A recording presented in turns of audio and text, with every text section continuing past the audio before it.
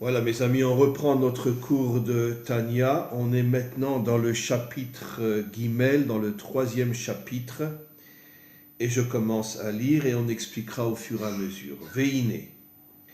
Kol bechinot u madriga meshalosh elu nefesh war u neshama klula me'eser bechinot keneged eser sfirot ha'elyonot shenishtalshelu min ha'nechlakot leshta'im shen shalosh amod vesheva kfulot.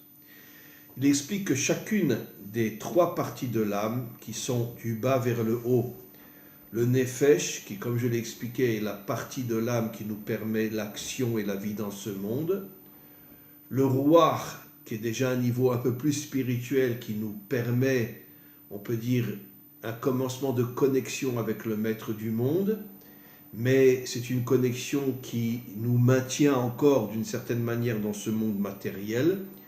Puis la Neshama, qui est au niveau de la Bina, et comme je l'ai expliqué dans les cours précédents, la Bina est un niveau qui est complètement au-dessus de ce monde et qui nous permet de recevoir des forces qui sont surnaturelles. Comme je l'ai déjà expliqué, la grande majorité des hommes, y compris des juifs, ne sont connectés qu'au Nefesh, surtout au Nefesh, l'action, c'est-à-dire la vie dans ce monde. Une minorité au Ruach, il commence à avoir une connexion avec le maître du monde, mais une connexion qui est encore d'une certaine manière limitée à l'intérieur des limites de ce monde, et on peut compter sur les deux doigts de la main ceux qui sont au niveau de la Neshama, au niveau de la Bina, c'est-à-dire qui ont des forces surnaturelles qui leur permettent d'être de véritables guerriers qui se battent contre le mal dans ce monde. Et il explique que chacun de ces trois niveaux, le Nefesh, le Ruach et le Neshama, chacun de ces trois niveaux de l'âme contient les 10 sphirotes, les 10 attributs divins. Les 10 attributs divins qui se divisent eux-mêmes en deux catégories, comme je l'ai expliqué dans un autre cours. Les 7 du bas, qui sont, je traduis en français, c'est une très mauvaise traduction, la bonté, la rigueur, la connexion entre les forces contraires, ce qu'on appelle Tiferet, la victoire, la reconnaissance, les fondations et la Malchut, c'est-à-dire le dévoilement de Dieu dans ce monde. Les 7 du bas, tant qu'elles ne sont pas connectées aux 3 du haut, qui sont la Chokhma, la sagesse, la Bina, cette force surnaturelle, et Da'at, qui est d'une certaine manière la sphira, la tribu qui permet la connexion entre les sphirotes du haut et les sphirotes du bas, ce qu'on pourrait appeler le monde d'en haut et le monde d'en bas. Tant que nous n'avons que les 7 du bas, bien que ce sont des énergies, des forces extraordinaires qui nous permettent d'avoir une véritable morale, d'avoir un comportement juste, droit, authentique, malgré tout, tant que nous avons uniquement le dévoilement des 7 du bas, on reste d'une certaine manière prisonnier à l'intérieur de la nature.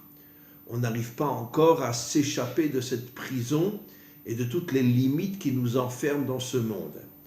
De manière à ce que l'on puisse, d'une certaine manière, s'élever au-dessus de ce monde et devenir un homme authentique, un homme véritable, l'homme qui malheureusement a été complètement perdu depuis la faute de Adam et Ève, cet homme-là est celui qui arrive à connecter les 7 du bas aux 3 du haut, et à ce moment-là, il devient un homme authentique. Regardez ce qu'il dit. Donc, il explique que les 3 du haut s'appellent la Chokhma, la Bina et Da'at, la sagesse, l'intelligence suprême qui est la Bina, et Da'at, c'est cette sphira qui va faire la connexion entre celle du haut et celle du bas. Veshiva Yemei Abinyan, les 7 du bas s'appellent les 7 jours de la création du monde, puisque le monde a été créé avec les 7 sphirotes du bas, Chesed, Gvura, Tiferet, etc. Vechen, Benefesh Adam, même dans le niveau le plus bas de l'âme qui est le Nefesh, chez Nichleket Leshtaim, il y a aussi ces deux dimensions, la dimension du haut que l'on va appeler l'intelligence et la dimension du bas qu'on appelle les midot. Alors, je veux m'arrêter là à un certain moment. Il faut comprendre que la grande majorité des hommes, y compris à l'intérieur d'Israël, la grande majorité des hommes bien, je parle, bien sûr, je ne parle pas des méchants et de toutes les crapules qu'il y a dans ce monde, ont le nefesh, c'est-à-dire les 7 sphirot du bas, qu'on appelle les midot, les qualités, et les 3 du haut qu'on appelle le sechel, quand elles sont au niveau du nefesh. N'oublions pas que le nefesh est la partie la plus basse de l'âme. Donc au niveau du nefesh, on est encore complètement prisonnier à l'intérieur de ce monde. Mais d'un autre côté, on a un comportement moral.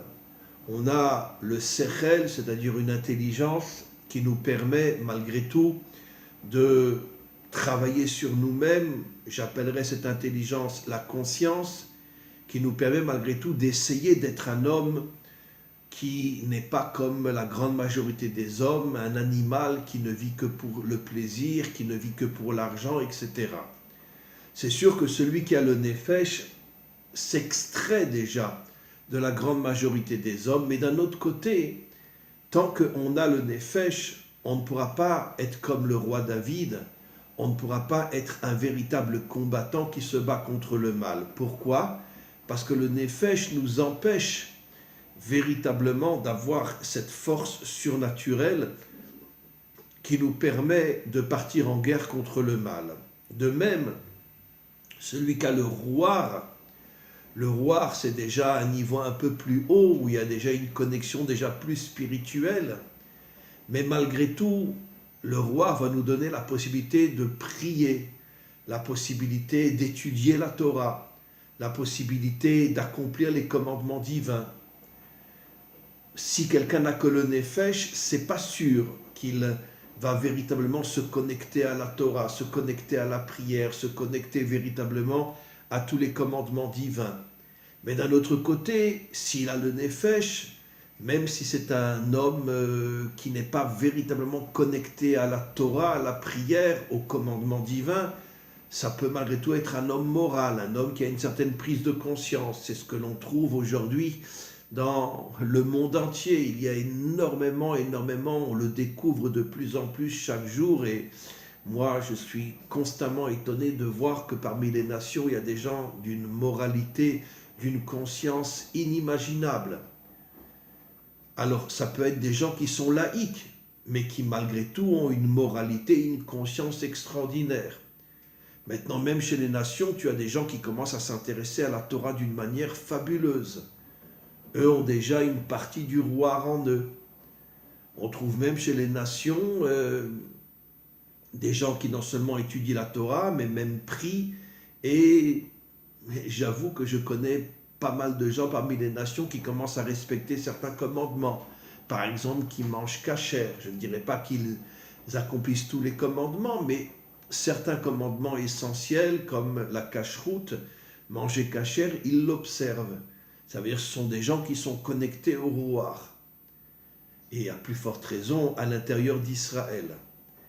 Mais pour pouvoir véritablement être un homme authentique, il faut dévoiler, se connecter en nous à la Neshama, qui est la force de la Bina. Et cette force-là qui est complètement au-dessus de ce monde, c'est pour ça que la Bina est appelée Chérout, elle est appelée liberté, parce qu'elle nous libère complètement de toute l'emprise du mal qui, d'une certaine manière, nous enferme dans un système duquel il est très très très difficile de sortir. Et c'est seulement lorsqu'on atteint la Bina qu'on peut devenir, d'une certaine manière, quelqu'un qui va à contre-courant, qui va contre le système, et pas seulement qui va contre le système, mais qui est prêt à se battre pour faire tomber tout le mal qu'il y a dans ce monde. Il n'y a pratiquement pas d'homme comme à ce niveau-là dans le monde d'aujourd'hui. C'est surtout le Mashiach qui lui arrivera au niveau de la Bina et qui arrivera à réveiller à l'intérieur non seulement d'Israël, mais même parmi les nations. Il arrivera à réveiller des millions d'hommes et de femmes et les faire monter au niveau de la Bina, et ça deviendra son armée qui se battra contre le mal. On continue. Amidot em ha'avat Hashem. Alors, les qualités, c'est l'amour d'Hachem, ou pachado, la crainte d'Hachem, ou le fa'aro, ça veut dire l'union entre l'amour d'Hachem et la crainte d'Hachem. Par contre, Chabad, la Chokhma, la Bina et Da'at, je vais expliquer dans quelques instants, Nikru Amot, sont appelés Amot, je vais expliquer, ou Makor les Midot, et elles sont la source des qualités, qui a Midot en Toldot Rabat, parce que les qualités de l'homme sont, d'une certaine manière, sont les enfants, Toldot, sont les descendants des trois du haut qui sont Chokhma, la sagesse, Bina, l'intelligence suprême au-dessus de la nature, et Da'at, la connexion entre le haut et le bas. Alors, ici, il y a quelque chose qu'il faut comprendre.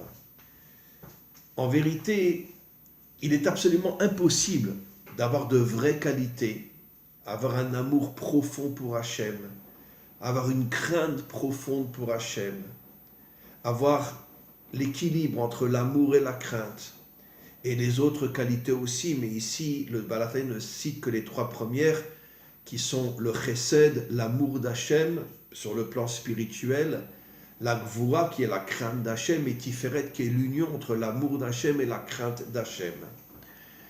Le Tanya explique qu'il est absolument impossible d'atteindre ces qualités si nous ne sommes pas connectés aussi aux trois du haut. Pourtant, je viens d'expliquer au début de ce cours que pratiquement personne n'était connecté aux trois du haut. Alors, il faut comprendre qu'il y a une différence entre la connexion visible, qui fait de nous, d'une certaine manière, un surhomme, la connexion, on pourrait dire, dévoilée, et la connexion cachée. Je veux dire par là que ce que le Tanya veut nous faire comprendre, c'est que la grande majorité des hommes ont, oui, une connexion avec les trois du haut, mais une connexion qui est complètement cachée, dont eux ne sont pas conscients. On pourrait donner un exemple, exactement comme un enfant. Pendant 9 mois, il est caché dans le ventre de sa mère, puis après il naît et il apparaît. Pendant tout le temps où il est caché dans le ventre de sa mère, il existe, mais personne ne le voit, personne ne voit son visage, personne ne sait encore si c'est un garçon ou si c'est une fille. Seulement lorsqu'il va apparaître, on va savoir exactement qui il est, un garçon, une fille, son visage, etc., etc. Exactement de la même manière, le processus de la naissance est copié sur le processus de la connexion avec les trois sphirotes du haut. La grande majorité du monde, enfin des hommes authentiques, que ce soit chez les nations ou en Israël, ont oui une connexion avec les trois sphirotes du haut, mais une connexion qui est complètement cachée, dont personne finalement n'est véritablement conscient. On ne peut pas avoir un amour sincère, authentique d'Hachem si on n'est pas connecté à ces trois sphirotes-là. De même, on ne peut pas avoir une crainte véritable d'Hachem si on n'est pas connecté à ces sphirotes-là. Mais cette connexion est complètement cachée. Tout le travail de l'homme, c'est la naissance, de faire apparaître finalement ces trois sphirotes du haut. Et à ce moment-là, on est véritablement vivant, parce que le fœtus dans le ventre de sa mère n'est pas véritablement vivant. Et donc je dirais que les qualités que nous avons, tant que nous n'arrivons pas à dévoiler les trois sphirotes du haut, c'est comme si nous étions encore d'une certaine manière un embryon. On existe, mais d'un autre côté, nos qualités n'ont rien à voir avec ce qu'elles vont devenir lorsque les trois sphirotes du haut seront véritablement dévoilées. Maintenant, comment on dévoile les trois sphirotes du haut? Alors, il y a bien sûr tout un travail à faire, qui est d'une certaine manière de sortir de sa nature, d'aller au-delà de sa nature. Et je vais donner un exemple simple. Un homme peut avoir de très très bonnes qualités, mais d'un autre côté, des qualités qui sont limitées. Ça veut dire par là que même s'il a un amour pour Hachem, c'est un amour qui est limité, en ce sens que s'il doit aller à son travail à 7h ou à 8h du matin, même s'il aime Hachem, il ira travailler à 7h ou 8h du matin. Quelqu'un qui arrive à se connecter aux sphirotes du haut, il dira non. Moi, le matin, je veux étudier. J'irai travailler, mais je veux aussi étudier. Il est hors de question que je puisse passer une journée sans étudier la Torah. Et donc, il sort de sa nature. D'une certaine manière, il se met en danger. Qui va accepter qu'il vienne travailler à 10h ou à 11h du matin? Mais il fait cet acte courageux parce qu'il refuse absolument d'être coincé à l'intérieur des limites de ce monde et de suivre le système. Il décide, voilà, moi le matin je vais prier, pendant 1 heure ou 2 j'étudie.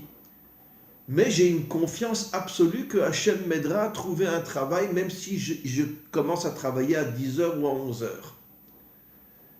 Et même dans l'après-midi, j'arrêterai de travailler vers 5 ou 6 heures, parce qu'avant de rentrer à la maison, je veux encore étudier 1 heure ou 2. Il est hors de question que je passe toutes les journées de ma vie uniquement à travailler dans le monde profane.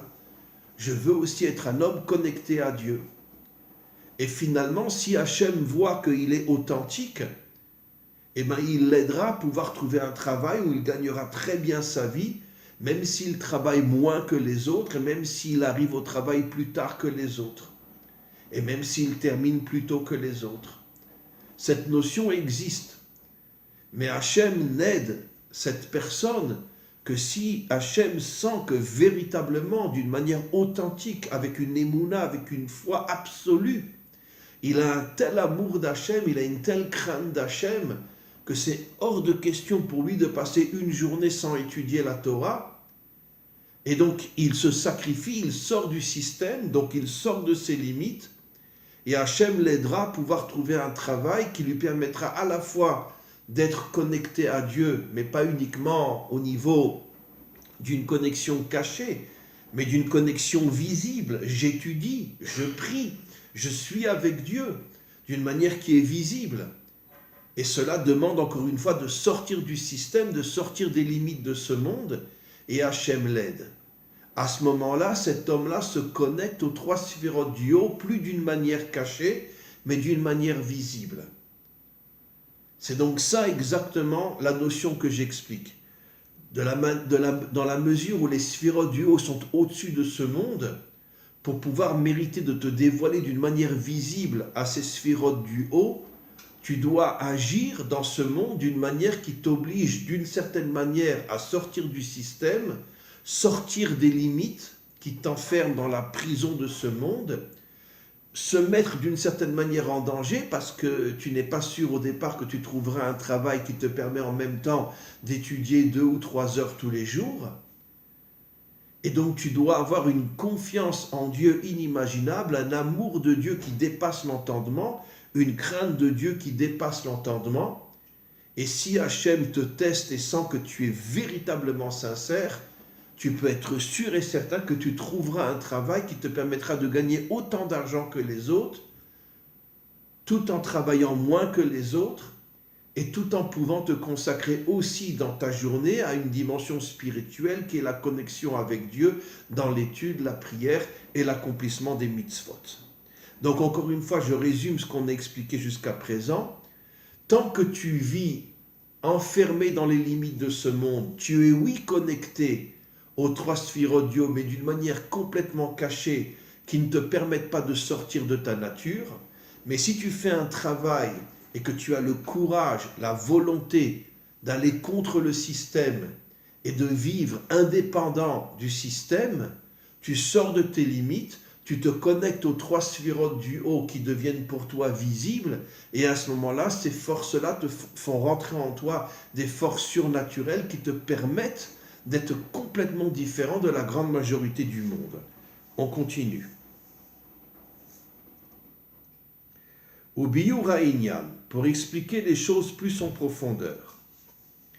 Ki ine, השכל שבנפש המשכלת, שהוא המשכיל כל דבר, נקרא בשם חוכמה. Alors, il va expliquer qu'est-ce que c'est la chokma. La chokma est composée de 2 mots, qui est koach ma, la force du ma. Ma, mem he, 45, a pour valeur numérique 45, qui est la même valeur numérique que l'homme. Adam a pour valeur numérique 45. Donc la Chokhma, c'est le Kohar du Ma, la force du Ma, et c'est Ma à la même valeur numérique que Adam. Pourquoi dans de nombreux textes, surtout au niveau des secrets de la Torah, on appelle l'homme Ma? Ma venir en hébreu quoi? Ça veut dire que l'homme authentique est celui qui se pose des questions, qui ne se contente pas de vivre comme tout le monde pour le plaisir, pour l'argent, pour les loisirs. Un homme authentique s'appelle Ma. D'ailleurs, Moshe Rabbeinu a dit un jour « Venachnu Ma ». Je suis Ma. Ça veut dire que je suis quelqu'un qui me pose constamment des questions. Ma, c'est quoi? Ça veut dire un homme authentique est un homme qui se pose constamment des questions. C'est pour ça que Ma et Adam ont la même valeur numérique. Et quand tu es un homme qui te pose constamment des questions, à ce moment-là, tu reçois une force inimaginable qui vient de Dieu. Et ça, c'est la Chokhma. La définition de la Chokhma, qu'on traduit malheureusement en français par la sagesse, la véritable traduction, c'est la question. Que je ne m'arrête jamais de vouloir comprendre pourquoi j'existe, quel est le rôle, quel est mon rôle, pourquoi Dieu m'a créé, qu'est-ce que je dois faire, jusqu'à ce que je commence à trouver des réponses. Et après avoir trouvé des réponses à ces questions, je me pose d'autres questions. C'est-à-dire, je suis toujours en questionnement. C'est ça la véritable sagesse. Un homme qui n'arrête jamais d'essayer de comprendre le pourquoi de l'existence. Qu'est-ce qui se passe dans ce monde? Qu'est-ce que Dieu attend de nous? Qu'est-ce que nous avons traversé? Et dans tous les domaines, il est constamment en question. Ça, c'est la véritable sagesse. Maintenant, quand tu as la véritable sagesse, tu reçois de la force. Et après, il explique, mais cette force-là, il faut, d'une certaine manière, la dévoiler dans l'action. Et ça, c'est la source qu'on appelle la bina, la vin davar. Ça veut dire comprendre pourquoi tu existes. C'est-à-dire que la bina, d'une certaine manière, serait plus au niveau de la réponse. La chokhma est au niveau de la question, et la bina est au niveau de la réponse. Tu peux te poser des questions pendant des années, mais pourquoi j'existe? Quelle est ma mission? Pourquoi Dieu m'a créé? Ça, c'est les questions au niveau de la sagesse. Puis après, tu arrives à la bina, que nos maîtres appellent la vin davar mitor davar. Tu commences à comprendre l'intériorité des choses. Et à ce moment-là, quand tu as compris pourquoi tu as été créé, cette force que tu as reçue au niveau de la sagesse, tu dois la mettre en pratique. Et donc agir dans le sens, dans la direction du pourquoi tu existes. Parce qu'il est absolument évident que Dieu révélera à un homme qui se pose constamment la question pourquoi j'existe, quelle est ma mission, quel est mon rôle. C'est absolument évident que Dieu lui donnera un jour la réponse. Et à ce moment-là, il va rentrer dans la bina qui est d'une certaine manière la réponse et il devra agir avec toutes les forces qu'il a reçues au niveau de la chokhma. Il devra agir au niveau de la bina pour être un homme qui se construit selon la volonté de Dieu.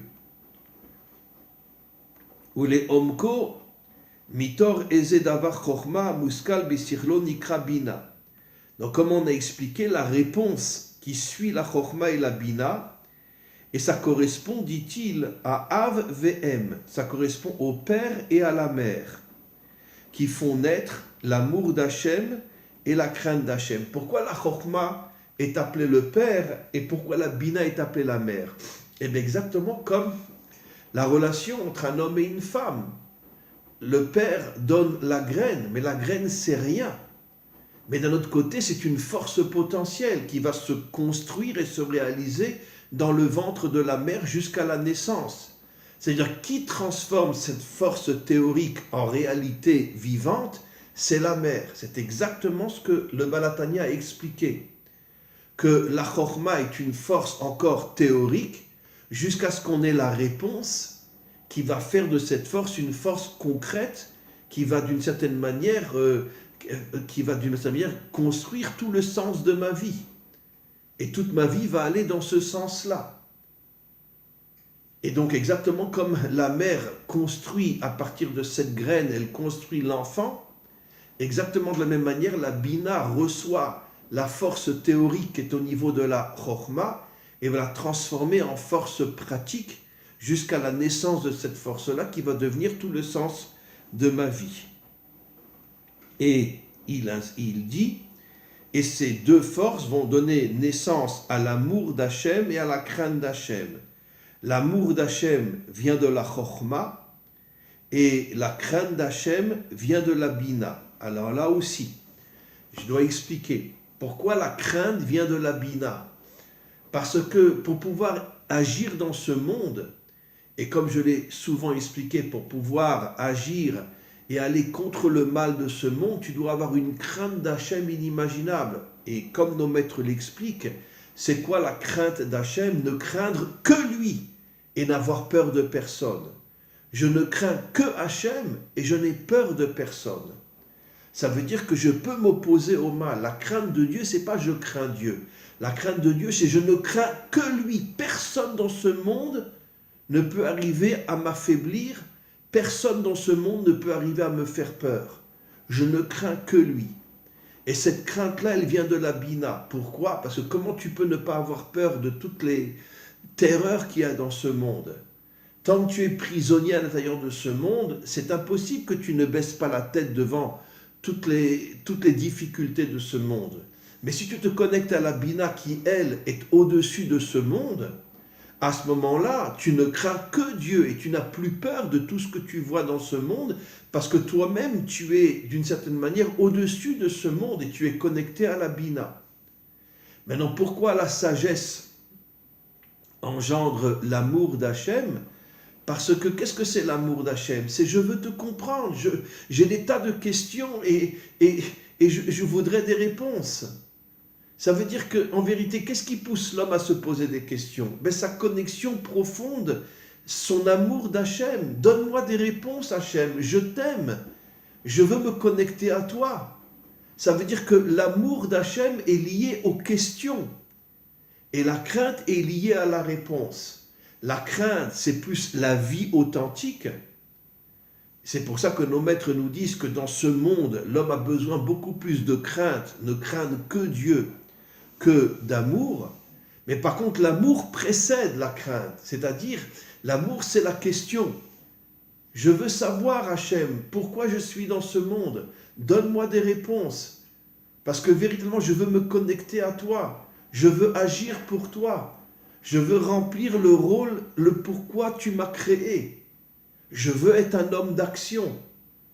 Donc l'amour précède la crainte. L'amour est au niveau de la sagesse et la crainte est au niveau de la bina. On continue encore une phrase ou deux.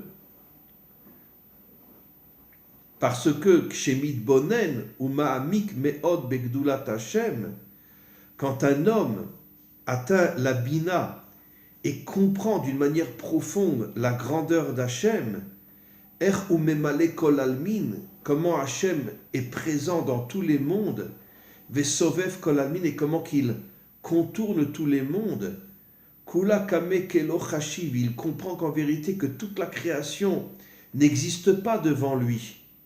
Et à ce moment-là, ça lui permet d'avoir une véritable crainte, comme j'ai expliqué, et de n'avoir peur de personne. Ça veut dire qu'en vérité, évidemment qu'un homme qui est prisonnier dans ce monde, comment peut-il imaginer que Dieu est dans ce monde? Comment peut-il imaginer qu'il n'y a que lui qui dirige ce monde, puisque ses yeux voient tout le contraire? C'est les méchants qui dirigent, c'est les financiers qui dirigent, c'est les politiciens qui dirigent, c'est tout le mal qu'il y a dans ce monde. Où est Dieu? Mais lorsqu'un homme arrive à se connecter d'une manière visible au sphirot du haut, à ce moment-là, il prend conscience au niveau de sa neshama lui dévoile et il le ressent véritablement de toutes ses forces, que c'est Dieu qui dirige le monde et que finalement tout ce monde et tous les méchants n'existent même pas en vérité. Il arrive à ressentir qu'ils n'existent pas, ils ne sont que des vitrines qui n'ont aucune vie réelle. Et c'est pour ça qu'il ne les craint plus, exactement comme David. David qui toute sa vie s'est battu contre le mal. Pourquoi? Nos maîtres nous disent parce qu'il était connecté à la Bina. Il était complètement au-dessus de ce monde, tout en étant à l'intérieur de ce monde. Mais comme il était connecté à sa Neshama, il avait une vision de ce monde comme s'il voyait du néant. Et donc il n'avait plus peur de rien, il partait se battre seul contre 200 Philistins, comme le dit le Tanakh, comme le dit la Bible. Seul contre 200 Philistins, seul il est parti se battre contre Goliath. Mais comment? Il avait 15-16 ans à cette époque-là. Comment il peut se battre contre Goliath? Parce qu'en vérité, il voyait Goliath comme du néant. Parce qu'il était connecté à la Bina. Donc ce qui fait de nous un homme authentique, un homme véritable, c'est quand on arrive à se connecter à la Bina. Et à ce moment-là, on ressent que Dieu est dans ce monde, que Dieu est partout, qu'il est dans ce monde, qu'il entoure ce monde, que ce monde, ce n'est que lui. Mais pour ça, il faut se connecter à sa Neshama. C'est pour ça que la Neshama s'appelle, Nishmat Chaim, comme il est dit dans le verset au début de la création de l'homme. Vaïpar be'apav Nishmat Chaim. Dieu souffla en lui une âme de vie. Tant que tu n'es pas connecté à ta Neshama, tu n'es pas vivant, tu es mort. Ça veut dire que tu es comme tout le monde, la tête baissée, pliée devant le système. Pour être un homme vivant, authentique, il faut se connecter à la Neshama. Et là, tu prends conscience que tout ce monde n'est qu'une vitrine. Je parle le monde du mal, bien sûr. N'est qu'une vitrine. Et tu peux prendre un marteau et tu casses la vitrine et tu n'as plus peur de rien. Comme je ne cesse de le dire, malheureusement, il n'y a plus d'hommes comme ça dans ce monde. Trouvez-moi un guerrier authentique qui se bat contre le mal. Il n'y en a pas dans ce monde. Mais le Mashiach, encore une fois, qui sera le premier après des millénaires à se reconnecter à la Bina, à se reconnecter à la Neshama, arrivera à réveiller des millions d'hommes et de femmes et les faire monter jusqu'à la Bina. À ce moment-là, il montrera l'armée de Dieu qui se battra contre le mal et à ce moment-là, nous aurons la délivrance. Amen, Vechen Yehi Ratzon.